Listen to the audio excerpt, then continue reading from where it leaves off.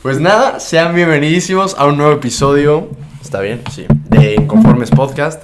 Hoy tengo el absoluto placer y honor de platicar con don Alfred. Muchísimas gracias. Una alegría para mí muy grande de poder estar aquí con el jefe de Inconformes. Bueno, jefe es mucho decir, Pablo, pero no, muchísimas gracias. Voy a leer un poco sobre usted.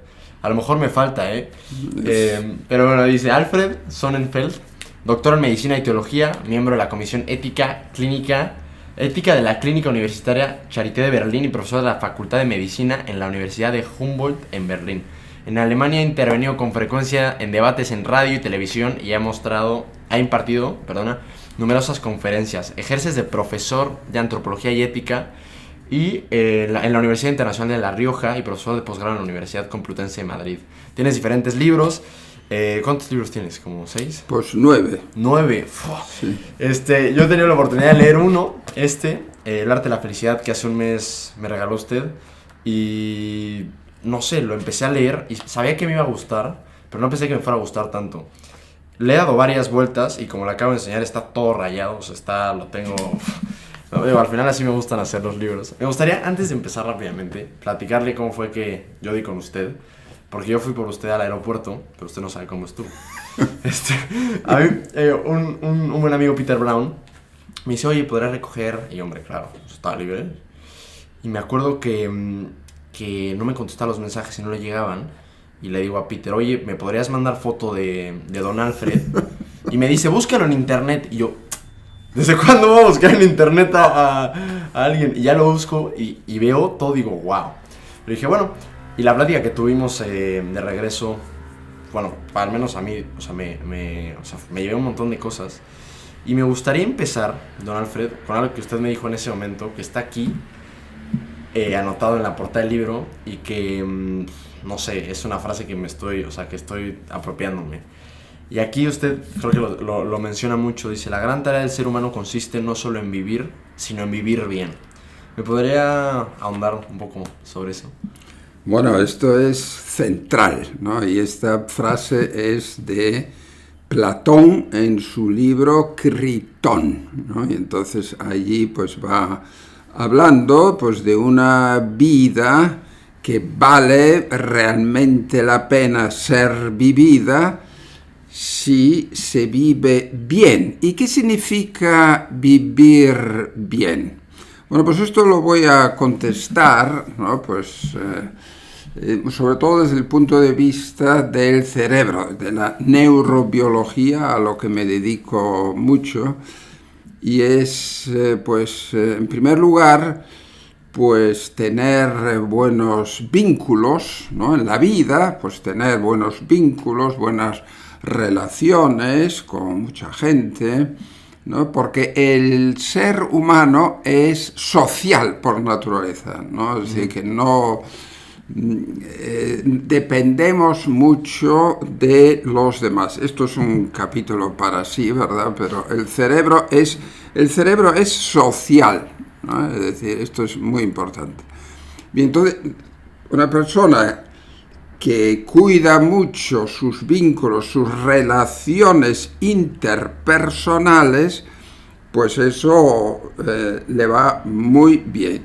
Segundo, pues hacer ejercicio físico, ¿no? Es decir, eso también es muy importante, ¿no? Sobre todo para el hipocampo, ¿no? Una estructura fundamental en el cerebro.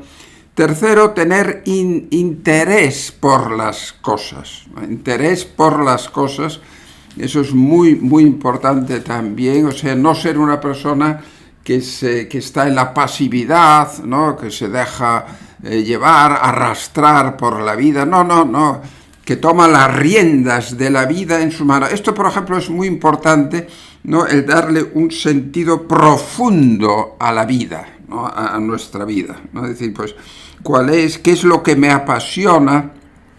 Pues hacer esto, ¿no? Bueno, cuarto, pues es tener una buena dieta, ¿no? Tener, pues comer, o sea, no dejarse llevar pues por el fast food, ¿no?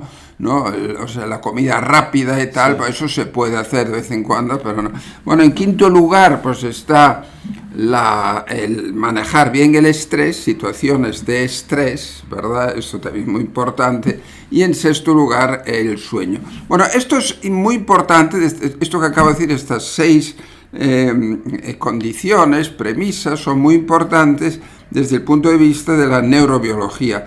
Pero ahora, desde el punto de vista de todo el ser humano, ¿no? De la eudaimonía, nosotros necesitamos una vida lograda, ¿no? Entonces, llevar una vida buena, lo digo aquí al principio, pues es una vida, pues, virtuosa, o sea, con virtudes. ¿Por qué? Porque nos hacen más libres. En cambio, la persona que se deja llevar por el vicio, ¿no? Pues claro, es una persona que cada vez tiene menos libertad. Oye, al final traigo las cámaras, pero me puede voltear a ver a mí también. Sí. Me gustaría rápido preguntarle, usted acaba de mencionar 6 cosas como fundamentales para el tema de la vida. Además, me parece interesantísimo que esto está justificado médicamente, neurobiológicamente, y me parece, no sé, extraordinario, porque luego tienes muchísimos libros de autoayuda que, a ver, me gustan mucho, pero a veces la gente puede ser escéptica porque pues, a lo mejor no está aprobado por la ciencia, tal, y aquí es todo lo contrario. Aquí el cerebro nos muestra pues un poco cómo lograr, por así decirlo, una vida lograda, y bueno, por eso se llama el arte de la felicidad.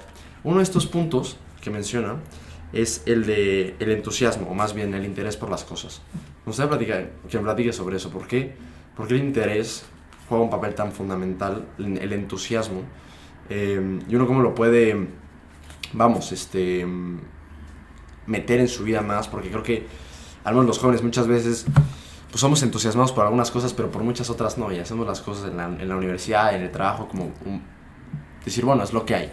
Pero sí me gustaría que me platicara un poco sobre el entusiasmo y el papel que juega en nuestra vida. Sí, bueno, esto es central, y primero lo voy a decir pues neurobiológicamente, ¿no? Es decir, ¿qué ocurre cuando algo me llega a mí adentro, ¿no? Algo me está llegando adentro, es decir, que yo me estoy entusiasmando con esto, ¿no? Es decir, saber entusiasmarse con algo. Uno no se entusiasma con todas las cosas, ¿no? Es decir, pues saber cuáles cosas. A una persona, por ejemplo, le encanta la pintura, y a otro le encanta la música, y a otro le encanta mucho más el teatro. Eso depende de cualquier persona, ¿no? Depende de cómo es cada uno, ¿no? Pero ¿qué ocurre cuando yo me entusiasmo con algo? Pues resulta que las neuronas, de las prolongaciones de las neuronas, nosotros tenemos 100.000 millones de neuronas en el cerebro, ¿no? Y cada neurona está unida a unas 10.000 otras neuronas a través de las sinapsis neuronales. ¿Y qué es lo que se produce allí en las prolongaciones de las neuronas? Pues se produce lo que se conoce con el nombre de sustancias mensajeras neuroplásticas, que son muy buenas para nosotros porque fortalecen ese cerebro, ¿no? Es decir, yo me acuerdo cuando estudiaba medicina en Alemania, pues se nos decía, no, el niño cuando nace pues ya no tiene más, ya no le crecen más neuronas. Y esto es falso, ¿no? Siempre que nosotros nos entusiasmamos, estamos haciendo algo bueno para el cerebro, y se están produciendo esas sustancias mensajeras neuroplásticas que, vuelvo a repetir, son importantísimas, ¿no? Y cuando una persona se sabe centrar en algo, ¿no? y superar alguna dificultad, pues porque se sabe entusiasmar con eso, es que eso le viene muy bien, eso es muy bueno para su salud. Claro. Y ¿por qué cree que la gente a lo mejor no se entusiasme tanto? Bueno, porque pierde, pues, muchas veces el sentido de lo que está haciendo, ¿no? Es decir, ¿qué es lo que hago? ¿Y para quién? ¿No? Esto también es muy importante, es decir, ¿para quién? ¿No? siempre que nosotros tenemos, esto le gustaba mucho repetirlo a Viktor Frankl, ¿no? Yo tuve la suerte de conocer en Alemania. ¿En serio? A Viktor Frankl. El ¿no? nombre busca sentido. Exactamente, wow. ¿No? Y claro, es una persona que estuvo durante 3 años en 4 campos de concentración y lo superó. Entonces, claro, uno puede decir, sí, ¿cómo es posible? Bueno, pues porque él tenía un sentido muy profundo en su vida. Él estaba pensando en su mujer, que estaba en otro campo de concentración, a la que veía en el no verla. No la veía, pero estaba en su imaginación, y eso le animaba mucho. Segundo, pues estaba pensando también en su obra que él había escrito sobre la logoterapia, ¿no? Entonces, sí. muy importante eso también. Y en tercer lugar, el buen humor, ¿no? Que él tenía muy buen humor y decía que esto es tan importante en la vida. ¿Por qué? Porque el buen humor crea una distancia sobre nosotros. O sea, no tomarlo todo tan dramático, una distancia. Oye, no te tomes tú tan en serio, oye, que no, claro. que no es para tanto, que no es para tanto, ¿no? Bueno, entonces esta persona, pues gracias a su motivación grande que tenía, pues consiguió no solamente él no morir, ¿no? En una situación que cuando uno es tratado como una rata, ¿no? Pues eso es tremendo, ¿verdad? Y él decía, eso es llevar una existencia desnuda, ¿no? Entonces, pero claro, él superó eso perfectamente, ¿no? Y no solamente él no se suicidó, sino que ayudó a otros a que no se suicidasen. Porque tenía ese sentido profundo. Y decía, oye, no vayas a la alambrada para que te fusilen, ¿no? Pues quédate aquí conmigo, porque tú tienes un hijo, ¿verdad? Y no quieres ver a tu hijo al salir de aquí, ¿no? O tú tienes un proyecto de vida, no quieres continuar con eso. O sea, dar un sentido profundo a lo que hacemos, encontrarlo en la vida, esto es importantísimo. Y tiene mucho que ver con salirse de uno mismo, ¿no? Con no estar como tan ensimismado. Sí, es curioso porque al final creo que todo el tiempo estamos sobre nosotros mismos y nuestras cosas y tal, pero creo que en situaciones tan críticas como las de Viktor Frankl en la Segunda Guerra Mundial, y en cualquier situación crítica similar, lo que al final nos empuja a salir adelante muchas veces va más allá de nosotros mismos. Es la familia, puede ser Dios, puede ser el proyecto, pero es algo fuera de nosotros. Siento que es paradójico y es interesante, ¿no? Claro,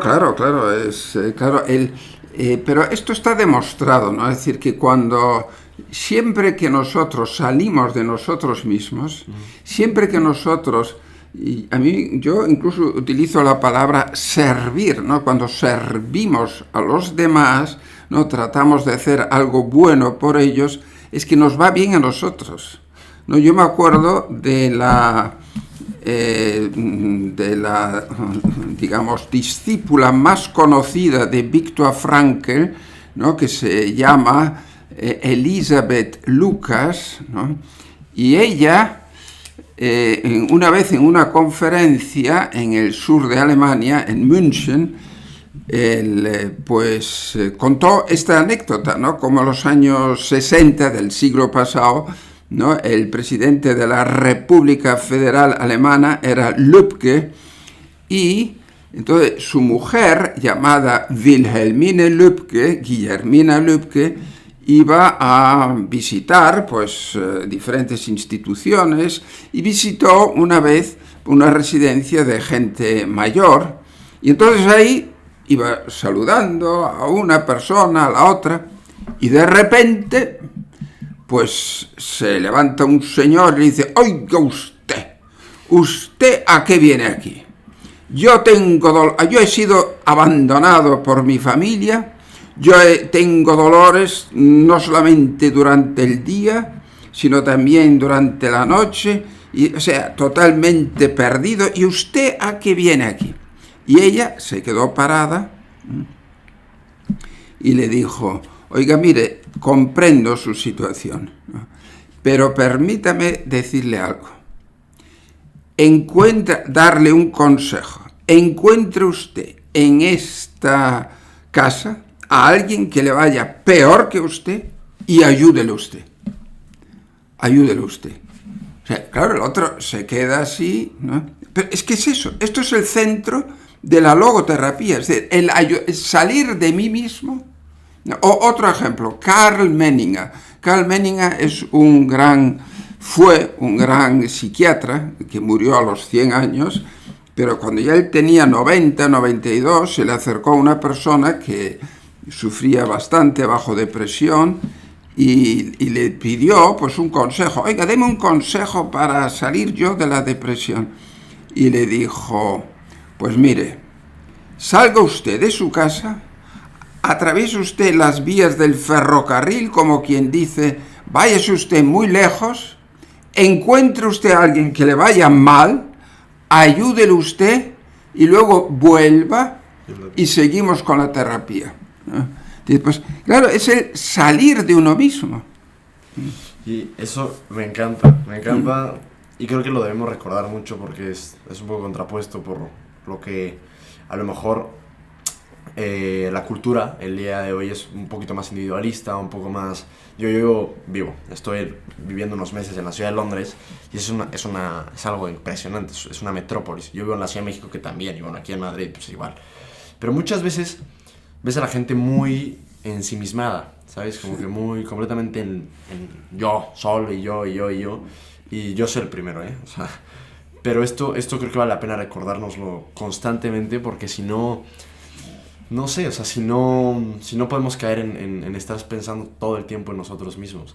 Y me parece súper paradójico también porque uno buscando nuestra propia felicidad, o sea, no pensaría que la consiguiéramos ayudando a otra gente a conseguirla, ¿no? Y me parece increíble. Y además que esté como demostrado por la ciencia, por la neurobiología, eso me parece una locura y algo súper bueno, ¿no? Sí, no, es que, claro, en realidad esto... pues lo podemos leer también en el Evangelio, ¿no? Sí, claro. Es lo que dice Jesucristo. Claro. Yo he venido a esta tierra no a ser servido, sino a servir. Y una persona que hace esto, le va mejor.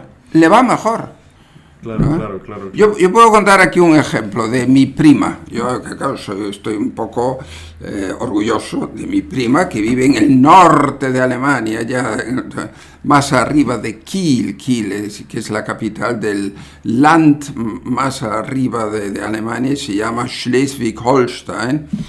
Y ella, desde hace 30 años, pues ayuda a mucha gente, a muchos niños y niñas, ¿no? Sobre todo turcos, a dar el salto en la vida, ¿no?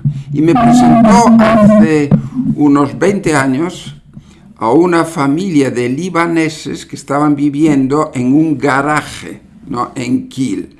Entonces me presentó al hijo mayor, son 4 hermanos, y el mayor, pues llamado Tony, me acuerdo perfectamente, pues mi prima le ayudó a hablar el alemán, hizo el bachillerato, hizo una carrera de ingeniería, lo hicieron jefe de Audi 1 en Bruselas, estuvo allí varios años y allí lo cogió Tesla y ahora es uno de los directivos de Tesla en California.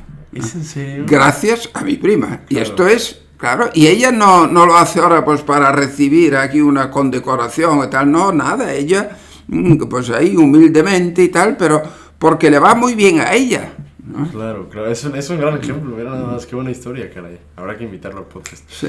Bueno, no hablo alemán. Oye, por casualidad, ¿cuándo aprendiste a hablar español? ¿Y cómo sabes hablar español tan bien? ¿Creciste?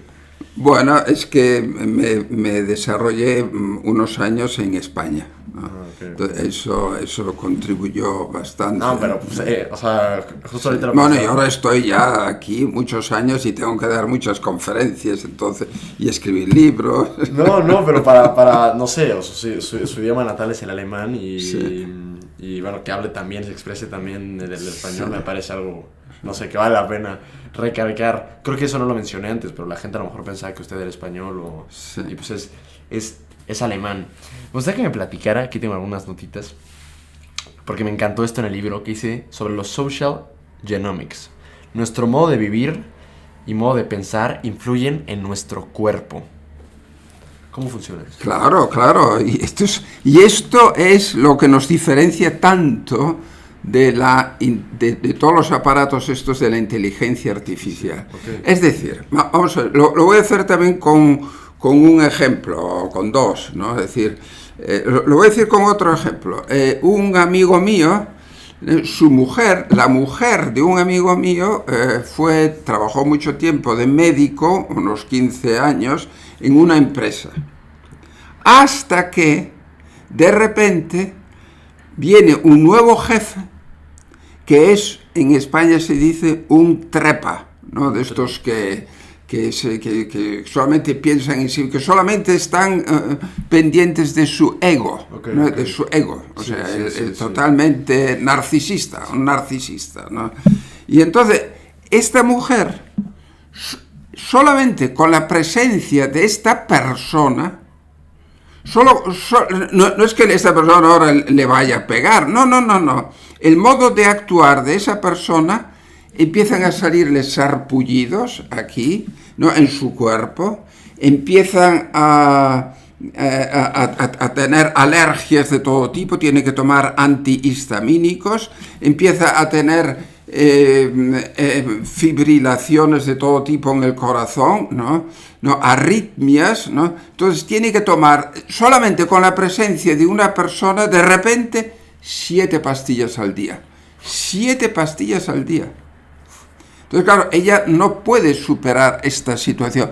Y vuelvo a decir, sin que haya contacto ahora de nada, ¿no? Es la presencia de una persona que se llama tóxica, ¿no? Una persona tóxica. Bueno, pues esta persona, pues decidió con su marido, dice, bueno, voy a acabar aquí y me voy a hacer de nuevo el MIR, ¿no? Voy a estudiar de nuevo y para que me den otra plaza, cosa que consiguió. Bueno, pues el mismo día desaparecieron todos los síntomas, ¿no? Dejó de tomar, excepto la depresión que tuvo que tratar durante algún tiempo. No. Esto es el ejemplo de el cuerpo, o sea, la biología no es una segunda física, no es física.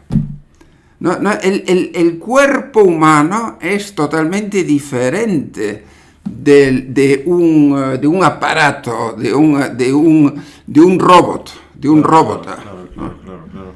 Y entonces usted está convencido de que la inteligencia artificial jamás va a... No, es que la inteligencia artificial vive al margen de lo que es propiamente humano, ¿no? Pues, en fin, hay muchos ejemplos, ¿no? Es decir, si yo, por ejemplo, pues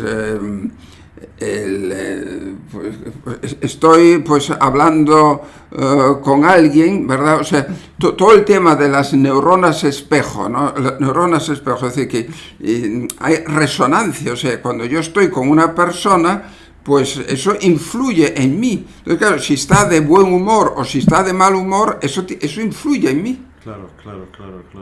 Todo influye en mí, ¿no? La comunicación no verbal también. No solamente la verbal, no solamente las palabras también, que pueden ser pues muy animantes o pueden ser demoledoras.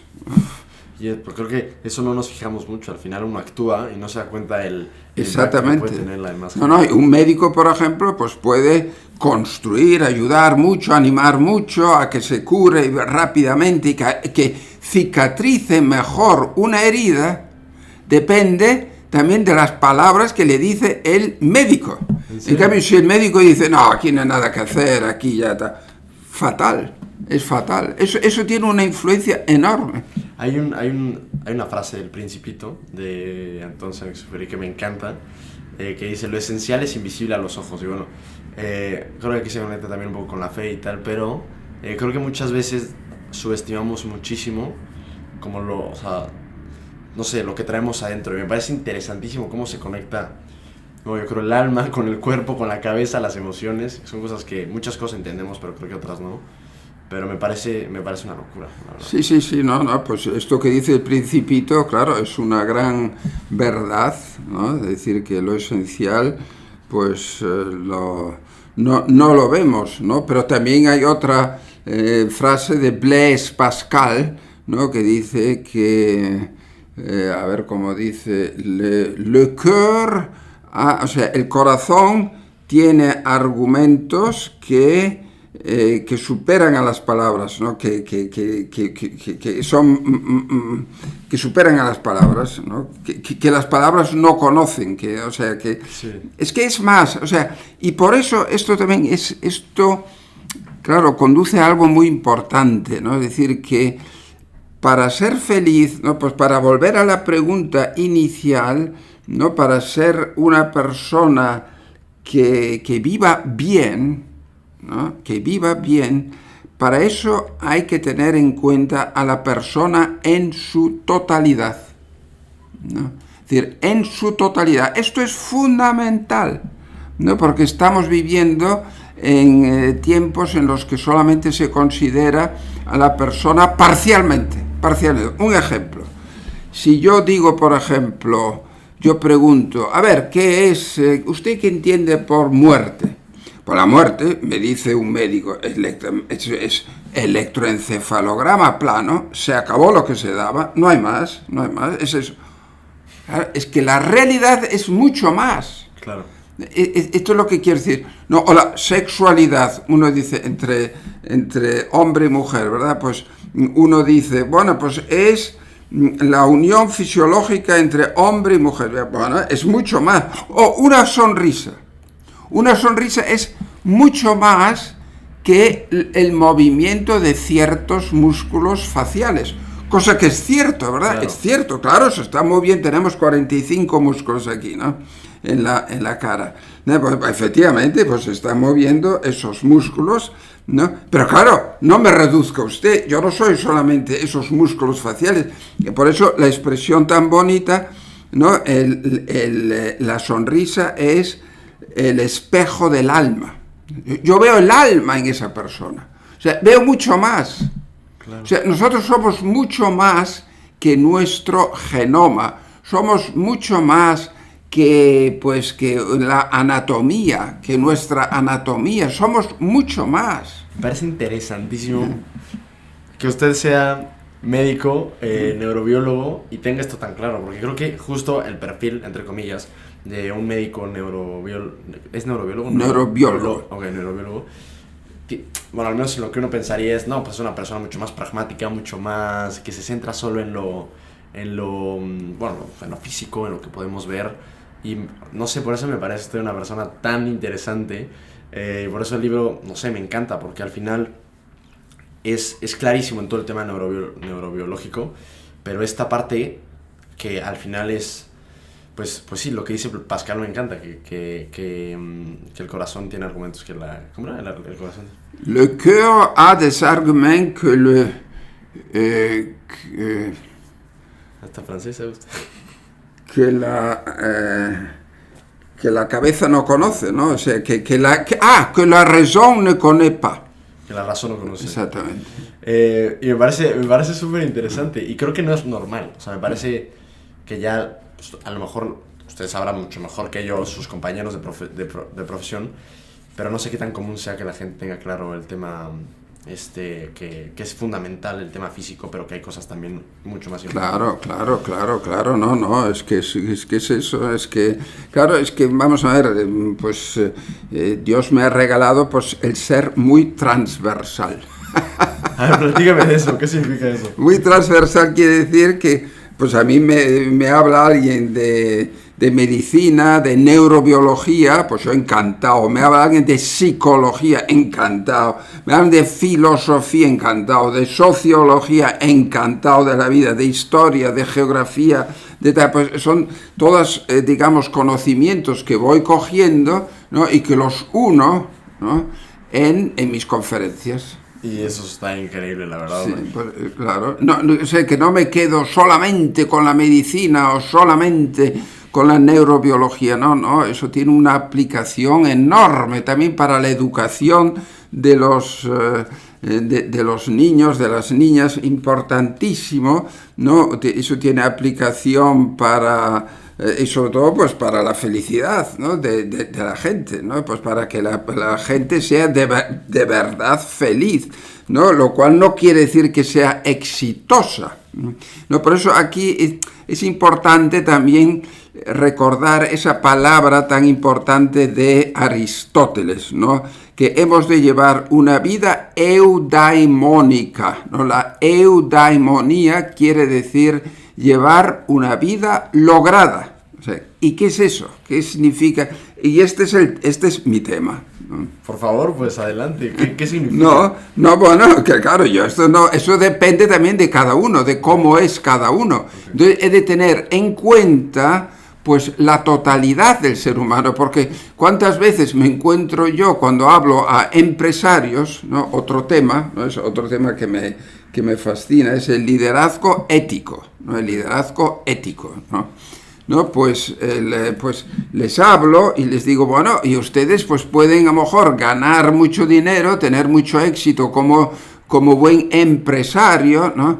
Pero han fracasado en la familia, ¿no? O han fracasado pues en la dimensión cultural, en la dimensión, o sea, solamente pues de un modo, o sea, está de un modo muy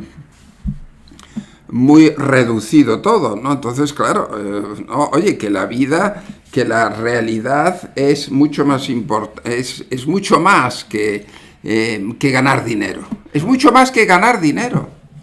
Es que eso es así, o sea, yo no estoy diciendo que esto no sea importante, ¿no? Ni para nada, claro, es muy importante el tener, pues, que le salgan a uno bien las cosas y que construya uno buenas casas o lo que sea, ¿no? Pero claro, eso no lo es todo, ¿no? Claro. Eso. Y es que, a pesar de que sabemos que todo el mundo nos dice que ese tipo de cosas no nos van a traer la felicidad, ahí seguimos buscándolo, ¿no? Bueno, claro, y el problema es cuando uno pues se focaliza solamente en ganar dinero, ¿no? El otro día estuve con una reunión de empresarios jóvenes y a mí me tocó pues dar una conferencia, pero estaba también ahí una persona que vino de los Estados Unidos, de Atlanta, ¿no? Y que estuvo hablando de su experiencia, ¿no? De cómo él, desde su vida, ¿no? Y cómo, ¿no? Él venía de su padre, él nació en Sudáfrica, ¿no? Pero luego decidió irse a los Estados Unidos y al principio solamente estaba focalizado en ganar dinero y así fracasó su matrimonio, su familia, ¿no? Totalmente, ¿no? Entonces, pero dice, bueno, y Dios me ha dado otra oportunidad, entonces claro, yo esto sí que ya lo tengo muy claro, o sea, para mí esto es muy importante, o sea, esto lo tengo que tener muy en cuenta, porque claro, y vuelvo a repetir, la felicidad, y esto lo dice Aristóteles también, con la palabra eudaimonía, ¿no? Pues al buscar la felicidad significa tener en cuenta al ser humano en su totalidad, ¿no? Llevar una vida eudaimónica y no una vida hedónica, ¿no? El que se deja llevar por el hedonismo, ¿no? Por lo que le gusta en ese momento, ¿no? O sea, el just do it, ¿no? Pues eso tiende más al cáncer, a enfermedades cardiovasculares. Esto está demostrado. Oye, súper bien. Me gustaría preguntarte, es a lo mejor un poco un cambio de tema. Estamos revolviéndonos, pero bueno, es algo que me interesa mucho. Te cito, dices, el vicio es una depravación del hombre y de su libertad. Y creo que muchas veces no nos enteramos de eso. O sea, a lo mejor esto de la vida hedónica tiene mucho que ver, pero pues nos vamos metiendo y pensamos que estamos haciendo uso de nuestra libertad, pero bueno, en realidad nos estamos acabando siendo más esclavos de nuestras pasiones. ¿Me podrías profundizar un poco en Ya, no, bueno, es que lo has dicho tan bien que es eso, ¿no? Efectivamente, claro, yo puedo llevar una vida, uno piensa, no, pues yo puedo llevar una vida llena de virtudes o una vida llena de vicios. Dice, no, pero estos no son dos modos diferentes de escoger, ¿no? Es decir, porque si yo escojo una vida de vicios, es que cada vez me estoy reduciendo a mí mismo. Estoy siendo cada vez más pequeñito, más pequeñito. ¿Por qué? Porque mi libertad se va coartando. Cada vez tengo menos libertad. Esto se ve muy fácil con el adicto a drogas, ¿no? Que cada vez pues tiene menos droga, menos libertad. O también se puede ver con la pornografía hoy en día, ¿no? Que por cierto, pues me comentaba un amigo mío aquí de la Complutense, que hicieron un catedrático de Psicología de la Comunicación, ¿no? Y que ahora es vicerrector de la universidad, ¿no? Pues él me decía cómo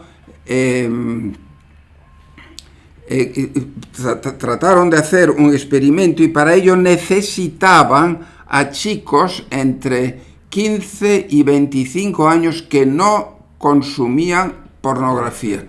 No los encontraron. Sí, caray. No los encontraron, ¿no? Es decir, que hay que partir de eso, ¿no? Que todos consumen pornografía. Pero claro, cuando uno se va metiendo cada vez más en eso, ¿no? Entonces cada vez tiene menos libertad porque se va produciendo dopamina, ¿no? Y cada vez estamos más dependientes de eso. No, yo quiero más. Entonces, se produce, como decimos en Alemania, es como si un árbol de Navidad se encendiese y de repente, ¿no? Entonces, en la cabeza. Sí. Entonces, uno quiere eso, ¿no? Pues quiere, ¿no? Tal, y piensa que tiene que hacer eso, pues para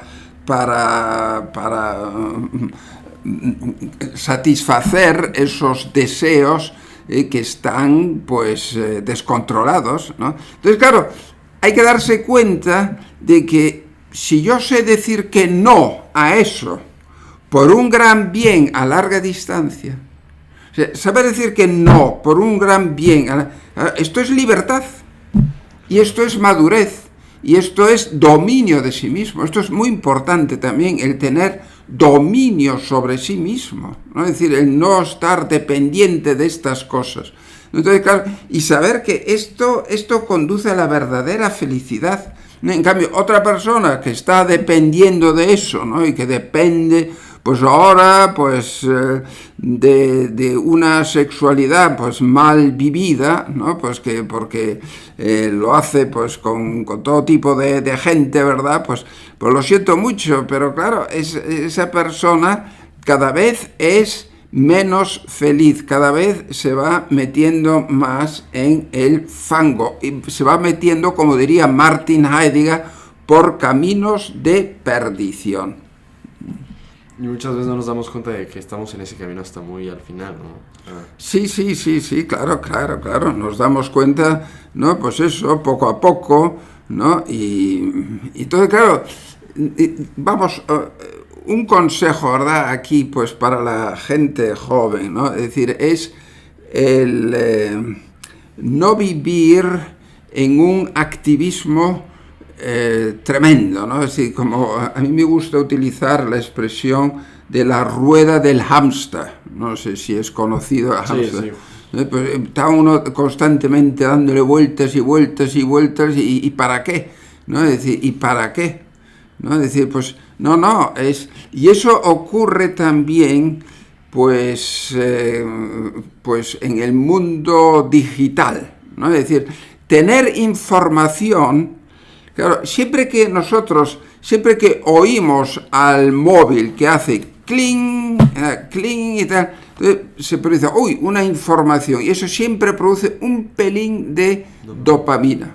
Okay. ¿No? Pero claro, ¿no? En estos tiempos en los que vivimos, ¿no? Es decir, pues uno cada vez más, pero como estamos viviendo en un mundo digital, pues resulta que cada vez somos más dependientes de eso. Pero el problema es que todo eso queda en la memoria a corto plazo y no saltamos y no vamos a la memoria a largo plazo. ¿Qué es lo que necesitamos? Prestar más atención, ¿no? O sea, saber centrarse, concentrarse en lo que hacemos. Esto es fundamental en la vida.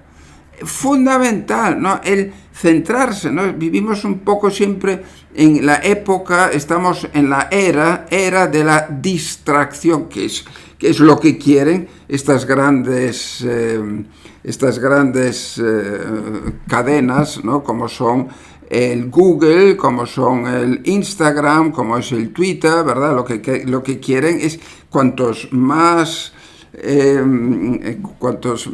clics hagamos, pues más dependemos de ellos y ellos nos van conociendo mejor, ¿no? Y nos van quitando la libertad cada vez más, ¿no?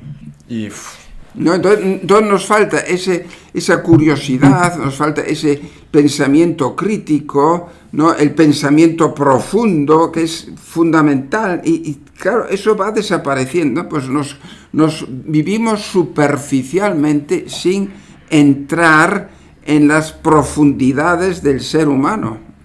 Híjole, eso es muy duro, ¿no? Sí. O sea, y la gente joven que nos la vivimos en las redes sociales, yo el primero, la verdad. Sí. Se vuelve muy difícil porque justo platicaba con mi hermano, Álvaro. Mi hermano es joven, tiene bueno, yo también soy joven, pero usted también es joven. Tiene 15 años y pues platicamos de cómo pues, si se le quitaran las redes sociales sería algo pues, muy difícil y o sea, le costaría mucho trabajo. A mí también, yo creo. Pero entonces uno, ¿cómo puede combatir esto? O sea, ¿cómo uno puede, a sabiendas ya de todo lo que usted acaba de mencionar, cómo uno puede tratar de mejorar en el autodominio en una circunstancia actual que se vuelve pues, cada vez más difícil serlo, ¿no? Sí, no, claro que es difícil, pero es que hay que hacer un buen diagnóstico, ¿no? Entonces, darse uno cuenta de eso, pues sí, yo no digo que el Internet no sea importante, claro, y ayuda muchísimo y es absolutamente necesario, eso está claro. Lo que ocurre es cuando uno tiene una dependencia de eso adictiva, ¿no? Es decir, y eso se ve claramente, y eso lo tiene muchísima gente que tiene estas adicciones, o sea, tenemos cantidad de gente con unas adicciones enormes, ¿no? Porque incluso de noche, ¿no? Y a todas horas, ¿no? Pues está ahí con el internet y tal. Entonces, claro, el no saber desprender, cuando uno no tiene dominio sobre sí mismo, pues entonces depende de eso, de estos estímulos de fuera, ¿no? Entonces esa persona no crece bien, no. Oye, ¿cómo uno puede mejorar el pensamiento crítico? Bueno, pues teniendo... Contesto con Albert Einstein, ¿verdad? Él decía, ¿no? Albert Einstein, este gran físico, ¿no? Premio Nobel de Física, y que tuvo dificultades de pequeño al hacer el bachillerato en München, ¿no? Pues él suspendía, ¿no? Y cuando trató de entrar en la Escuela Politécnica de Zúrich, pues él suspendió, ¿no? Pero él decía, nunca me faltó la curiosidad pasional por las cosas. O sea, curiosidad pasional, pero claro, no solamente el Internet, no solamente a través del Internet, no solamente... Pues ahora, a ver, ¿cómo funciona esta máquina? ¿Cómo funciona yo, por ejemplo, a mí me hablan de cosas de neurobiología, nuevos conocimientos, claro, a mí eso me apasiona, ¿no? O cosas que aprendo, o sea, nuevos libros que están saliendo, interesantes, ¿no? Leer más también es una gran ayuda, Okay. Sin lugar a duda, ¿no? Es decir, pero claro, si una persona solamente está con el Internet, solamente eso, pues eso tiene un recorrido pues más bien pequeño, ¿no? Es decir, oye, y yo sé que has leído una cantidad bárbara de libros, pero algún libro que digas, oye, me gustaría o creo que haría muy bien que la gente joven lo leyese, alguno que te venga a la cabeza. Sí, pues por ejemplo... Definitivamente. No, claro, pero además... No, pero además de pues no, por ejemplo, pues sí, uno de Fyodor Dostoyevsky, que se titula Crimen y Castigo. ¿Y por qué este libro? Bueno, puedo contar algo, ¿no? Es decir, de cómo un chico, ¿no?, que está estudiando Derecho, la carrera de Derecho, pero que tiene unas ideas muy influido por el pensamiento de Nietzsche, ¿no?, del superhombre de Nietzsche. Yo soy aquí lo más importante, el superhombre, ¿verdad? Y entonces él conoce a una chica que se llama Sonia y que es la sobrina de Marmeladov, que es una muy mala persona, y le obliga a prostituirse a la chica. Y entonces no nos vaya a spoilear todo el libro. No, es que lo más importante viene ahora. Es de Rodion Raskolnikov, así se llama este chico, ¿no? Pues piensa ahora, no, esto lo arreglo yo, ¿no? Esto lo arreglo yo. Es decir, claro, el superhombre. Aquí arriba vive una señora que tiene mucho dinero, es una usurera, voy y me la cargo. Es que lo importante viene después, de los hechos estos. O sea, esta novela, lo interesante es cómo Dostoyevsky se va metiendo en una persona que nadie sabe que ha cometido un asesinato. Bueno, luego viene su hermana y también se la carga, o sea, se carga dos, pero nadie se entera de esto. Y esto es muy interesante, o sea, pero él... Claro, es que uno piensa que puede hacer en la vida lo que le da la gana. Pero el fin no justifica los medios, ¿no? Es decir, no, yo tengo que llevar una vida buena. Solamente si llevo una vida buena, seré feliz. Y si no, no. Así de claro. Y además, si no llevo una vida buena, mis genes no actúan tan bien como llevando una vida buena. Así de claro, es así de claro. Bueno, pues esta obra la recomiendo, pero enormemente, para leerlo y darse uno cuenta de cómo Dostoyevsky entra en las profundidades del ser humano. Justo también quería preguntarle acerca de una frase que menciona en el libro de los hermanos Karamazov de Dostoyevsky, donde Dmitri, el mayor, le pregunta al monje lo de ¿qué tengo que hacer para ser redimido? Y usted sabe la respuesta. Me gustaría preguntarle acerca de eso, que el monje le responde, bueno, ser sincero con uno mismo. Sí. Antes que nada, no te engañes a ti mismo. Exactamente. Platícame de eso. Sí, no, claro, de ahí vienen también muchos males, ¿no? Es decir, cuando una persona se engaña a sí misma, ¿no? Miente, se hace mentiroso. ¿No? Es decir, claro, es que mis acciones, claro, esto es fundamental en la moral, ¿no? Es decir, que tal como yo elijo algo, yo puedo hacerme una buena persona o una mala persona. Si yo miento, me convierto en un mentiroso. Sí. Si yo cojo un cuchillo y mato a alguien, ¿no?, como Rodion Raskolnikov, pues se convierte en un criminal. Y es que es la naturaleza humana que hemos de respetar. Y si no la respeto, no me va bien. Claro. Y esto es la gran fuerza que tiene la neurobiología, ¿no? Por eso yo puedo hablar con toda seguridad qué es lo que hay que hacer para ser verdaderamente feliz. Y si no lo hago, no lo seré. Es que es así. Es que Dios perdona siempre. Los seres humanos a veces sí, a veces no. Pero la naturaleza humana no perdona nunca. A ver, platícame de eso. ¿Cómo? No, que la naturaleza humana no perdona nunca. Es decir, que esto que acabo de ver con Rodion Raskolnikov, ¿no? Es decir, que no, tú has matado ahora a dos señoras, ¿verdad? Nadie se va a enterar, nadie. Pero claro, él empieza ya a darse cuenta cada vez más de lo que ha hecho, o sea, y lo tiene que gritar. Ya. O sea, lo tiene que gritar, yo soy asesino, yo he asesinado. Esto, no, claro, uno puede decirse, no, pero hay gente que se acostumbra a eso, sí, claro, y cuantos más asesinatos hace, pues más se va acostumbrando, pero claro, es una persona totalmente infeliz, ¿no? Por mucho a mí que me cuenten aquí ahora de lo que sea, ¿no? Pero esto, la naturaleza humana es así, o sea, y cuando uno se hace mentiroso, en el fondo, ¿no? Pues tiene un malestar muy considerable, ¿no? Entonces, por eso el consejo de este gran sabio, ¿no? Este gran monje sabio dice, oye, no, mira, no te engañes a ti mismo, porque esto solamente lo podemos hacer los seres humanos, los animales no lo pueden hacer. Engañarse a sí mismo. Entonces, una persona que se engaña a sí misma, ¿no? Y esto se ve muchas veces en muchas situaciones, ¿no? Persona que se engaña a sí misma, pues no es feliz, no puede ser feliz. Y siento que es bien fácil engañarnos a nosotros mismos, Sí, ¿no? O sea, mentirnos sí. a nosotros mismos.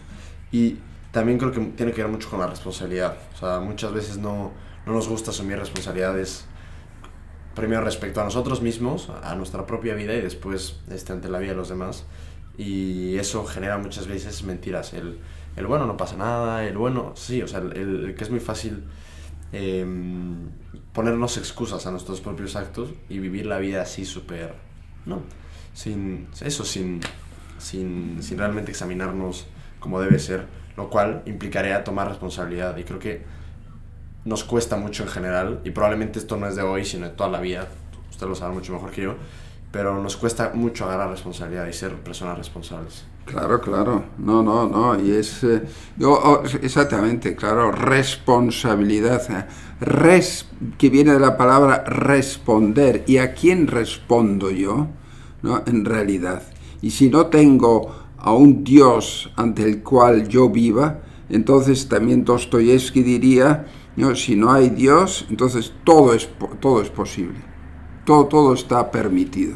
Claro. Si no hay alguien ante el que yo me responsabilice, y esto es lo que vemos actualmente con el posmodernismo. Posmodernismo que tiene una influencia enorme en tanta gente, ¿no? Que sobre todo el Jean-François Lyotard fue el primero, un francés, ¿no? El primero que escribió algo sobre el posmodernismo, y que se trata de que cada uno se construye su verdad. Entonces, no existe la verdad. Entonces, estos trascendentales, ¿no? Que en realidad nos conducen a Dios, ¿no? Que son la verdad, el bien y la belleza. Cuando se arremete contra esto, entonces ya está uno, y esto es lo que hace el posmodernismo, está uno ya pues más allá del bien y del mal, ¿no? ¿Y por qué cree que tenga hoy eso tanto? Bueno, pues porque cada uno piensa que él es el que tiene la verdad, porque nadie, porque hay mucho orgullo, porque falta la humildad, ¿no? La humildad de la verdad, ¿no? Es decir, que claro, pues hay que aceptarla, hay que estudiarlo, para decir algo, pues claro, uno tiene que estar muy bien informado, ¿no? No puede decir tonterías por ahí adelante, que es lo que ocurre hoy en las talk show, ¿no? En tantos lugares del mundo, ¿no? Entonces gana el que tiene el mayor poder, ¿no? Es decir, pero no la verdad, no el bien, no la belleza, ¿no? La belleza es importantísima, ¿no? Y en los países comunistas pues vemos cómo la belleza es pisada, ¿no? Con los pies, ¿no? Es decir, es lo que veíamos en la Alemania comunista, ¿no? Yo cuántas veces pues lo vi, ¿no? O también en Rusia, ¿no? Esas edificios todos pues comunistas, ¿no? Todos iguales, ¿no? Donde falta la belleza. Platícame la belleza. ¿Por qué usted? No, la belleza pues es fundamental, es que la necesitamos para la vida, ¿no? Es decir, que el mal, ¿no? Pues el mal viene también, pues eso, pues... o sea, hay que darse... o sea, viene, yo diría, aquí me acuerdo mucho de Hannah Arendt. Hannah Arendt es una filósofa y comunicadora alemana, bueno, de origen judío, que tuvo que escaparse durante la guerra. Entonces, después de la guerra, pues que fue teniente coronel de Hitler, llamado Adolf Eichmann, pues consiguió escaparse a Argentina, ¿no? Y entonces allí lo cogieron los judíos, ¿no?, el Mossad, ¿no?, de Israel, y llevaron a Adolf Eichmann a Jerusalén para ser juzgado.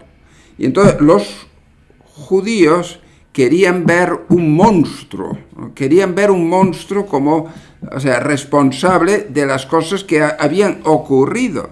Y entonces se iba dando cuenta durante el proceso, ¿no?, esto era ya en el año 60, ¿verdad? Se iba dando cuenta Hannah Arendt, esta gran filósofa y comunicadora, se iba dando cuenta de que ese Adolf Eichmann, que tanta influencia tenía durante Hitler y que fue uno de los creadores de la solución final, es decir, de matar a todos los judíos, ¿no?, pues se daba cuenta de que este señor era un Mindundi, un don nadie, un nada, un Hans Wurst, ¿no?, que decía, no, si no fui yo, si yo no fui el que mató eso fue Himmler el que me dio las órdenes, o esto fue Heydrich el que me dieron las órdenes, ¿no? Y se acabó, ¿no? Dice, pues... el sistema de la banalidad del mal, ¿no? No, y entonces, claro, ella pues llega a esta gran palabra, ¿no? La banalidad del mal. El mal no viene así de un modo tremendo, ¿no? Pues es falta de responsabilidad, falta de actuar pues buscando el bien, ¿no? Pues no teniendo en cuenta al ser humano en su totalidad, ¿no? Toda una serie de cosas, ¿no? Que... Eso, justo estoy leyendo un libro de C.S. Lewis, el autor de Mero Cristianismo y de Narnia, que se llama Cartas de un diablo a su sobrino. Sí. Y es un libro súper gracioso porque, bueno, es como si los diablos fueran como... pues sí, o sea, cada quien tiene un paciente. Es un libro como hasta divertido de leer. ¿Lo has leído alguna vez? Bueno, he oído mucho de él, sí. Y él justo habla de que bajo lo que él cree al final el mal, o al sentido del diablo, muchas veces no es como algo como lo más así terrorífico que puedas imaginarte, sino muchas veces él se lo imagina como un edificio comunista, justo así, algo horrible, algo aburridísimo, gente de traje, así. Y no sé, conecté mucho las ideas con esto de Eichmann se llama. Eichmann. Sí. Mi alemán no está todavía. Pero me parece interesantísimo cómo al final muchas veces las grandes maldades de la humanidad vienen ahora sí por falta de pantalones, ¿no? Por falta a lo mejor de responsabilidad de stand your ground al final. Y eso me parece que vale la pena reflexionarse muchísimo.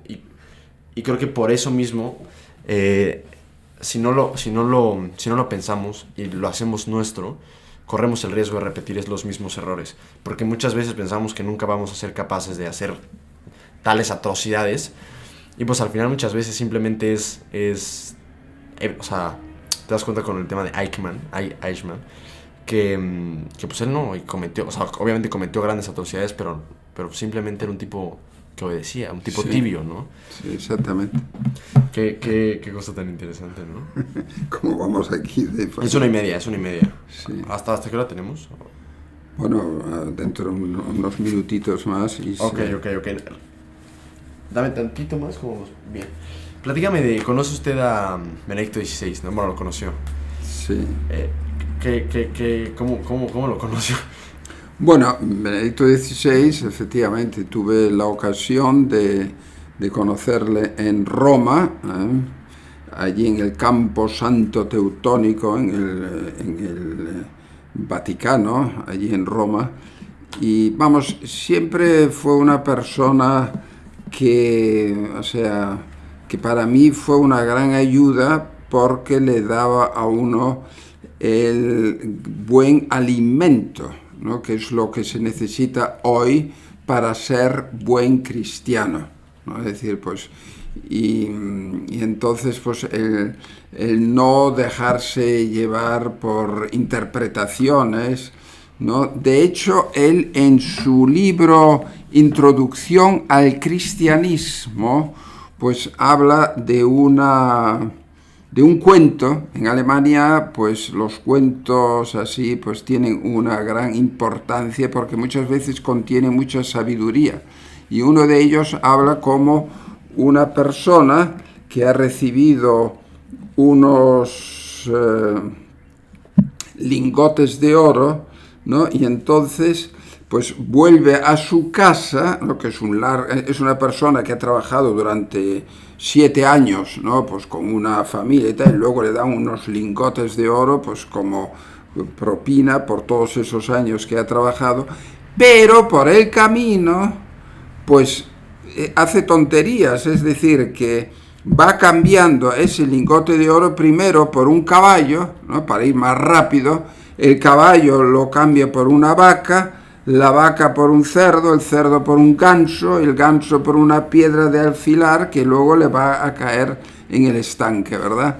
Es decir, uno tiene que darse cuenta de lo mucho que tiene en sus manos, ¿no? Sobre todo la gente joven que ha recibido tanto de sus padres, ¿no? Del colegio en el que ha estado, ¿no? De buena gente y tal, pero ¿qué hace con esos lingotes de oro que recibe, ¿no? O el cristiano que ha recibido pues el bautismo, ¿no? Que es un regalo enorme. Entonces, como poco a poco pues uno puede degradarse, ¿no? Cada vez disminuyendo el contenido, ¿no? Entonces, ¿qué es lo que ha hecho Benedicto XVI o Joseph Ratzinger para mí? Pues me ha ayudado a ir en la dirección ascendente, con la cascada hacia arriba, hacia la fuente, hacia donde está lo que verdaderamente vale la pena.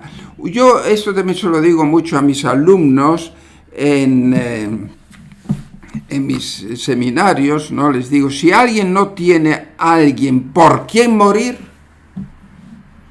¿no? ¿Tenéis alguien por quien morir? No tenéis nada, porque claro, si uno no tiene por quien morir, es que no es digno de vivir. Esto es mi afirmación. Si yo no tengo a alguien por quien, o sea, esto es lo que hicieron los primeros cristianos todos, ¿no? Entonces, claro, ¿qué pasa? Pues que tenemos una cosa, tenemos muchísimo en nuestras manos, pero claro, ¿cómo me responde? Pero esto lo hace una persona como Martin Luther King, por ejemplo, ¿no? Es decir, en una de sus grandes conferencias, ¿no? Diciendo, he tenido un sueño, ¿no? Que un día mis 4 hijos pueden ir a un colegio de blancos, ¿no? Sí. Pues claro, es que ¿no? Y sabemos cómo le tirotearon, cómo lo mataron a este buena persona, ¿no? Y así pues con muchos otros, ¿no? O con Tomás Moro en la torre ahí en Londres, ¿no? Es decir, yo estuve ahora hace poco en Londres y entonces me enseñaron eso, dónde estuvo él encarcelado. ¿Pero por qué? Porque quiso ser fiel a su conciencia, ¿no? Entonces, claro, él está ahora, pues de él nos acordamos, ¿no? Como una persona buena, ¿no? Pero claro, él tenía algo, él no estaba dispuesto a ceder. Bueno, pues todo esto lo he aprendido también de Joseph Ratzinger, ¿no? Es decir, que una persona muy buena, con una cabeza extraordinaria y que te va poniendo las prioridades, que te va diciendo qué es lo más importante en esta vida, ¿no? Es decir, y poner bien las prioridades, ¿no? Si una persona no tiene bien claro lo que es importante y lo que es más importante todavía, pues claro, irá pues dando tumbos en esta vida, ¿no? No tendrá, digamos,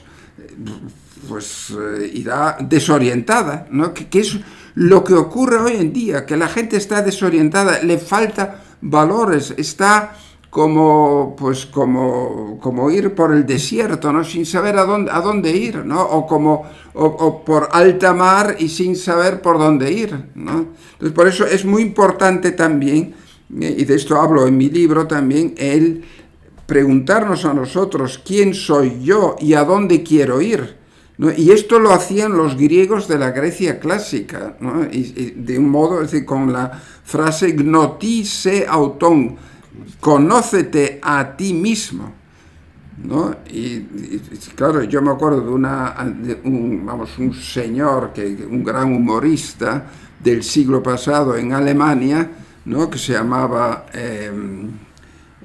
Karl Valentin, y él, pues, en una calle de München iba preguntando a la gente, ¿verdad? Era una cosa de risa y tal, pero que tiene mucho contenido. Dice: oiga, por favor, ¿me puede decir usted a dónde quiero ir? Y esto es lo que ocurre hoy en día, que la gente no sabe a dónde ir. ¿A dónde quiero ir? O sea, tener esto claro, ¿no? O sea, saber, tener ideas claras sobre, pues, la felicidad, lo que verdaderamente vale la pena. Yo puedo tener debilidades, esto lo tenemos todos, ¿no? Y todo tipo de errores. Errare humanum est. Errar, o sea, meter la pata es muy humano. Todo lo que usted y yo puedo hacer tonterías y tal, pero lo que tengo que tener es claro a dónde quiero ir. Lo que tengo claro es en qué consiste el bien. Lo que tengo que tener claro es qué es lo que verdaderamente me hace feliz, ¿no? Y si yo me dejo llevar por una vida hedónica, yo no seré feliz. O sea, solamente vivir a corto plazo, sin tener nada a largo plazo, esto no me va a dar la felicidad. Entonces, claro, la felicidad consiste en, oye, que vivimos aquí, pues, con un fin, pues, muy importante, que está en el cielo. Oye, pues, eso, Alfred, don Alfred, muchísimas gracias por el tiempo. Lo valoro inmensamente. Esto justo lo pensaba ahorita y es un manual para vivir. O sea, este libro, yo creo que si lo tienes muy, muy de cerca y lo estás releyendo constantemente, al menos fue la impresión que me dio. Es un manual, de verdad, para vivir, y esta conversación creo que también lo es. De verdad, muchas gracias. Algo que usted me quiera preguntar a mí.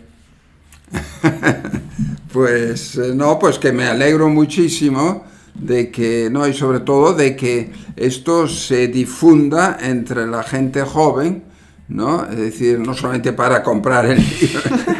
No, por favor, no está bien, es una buena propaganda. Yo lo que quiero es que la gente sea feliz, ¿no? Entonces, claro, tengo que hablar, me gusta hablar de estas cosas, ¿no? Pero pensando en que, y claro, pues también hay que esforzarse, ¿no? Es decir, que no es decir, saber decir que no por un bien muy grande a larga distancia. Buenísimo. Nada, don Alfred, muchísimas gracias, y eso fue todo. ¿Algo que le quiera decir a los inconformes por el final? Nada. A los inconformes, pues claro, les mando un abrazo muy grande y que sigan exactamente, pues, con esa rebelión, siendo inconformes, no, porque no queremos vivir como brutos, como animales, queremos vivir como hijos de Dios.